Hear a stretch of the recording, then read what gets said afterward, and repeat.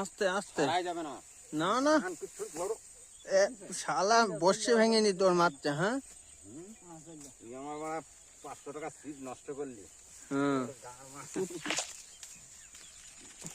তত নিয়ে আসো নিয়ে আসো নিয়ে আসো নিয়ে আসো আস্তে চলে আসো চলে আসো। অনেক বড় মাছ অনেক বড়। সেটা ভাঙা রমেশ দা মাছ পাচ্ছে না দেখো। পাচ্ছে মানে জলের হাইট আমি ঠিক করতে পারছি না। গলানো এবার বাড়ায় না দিলে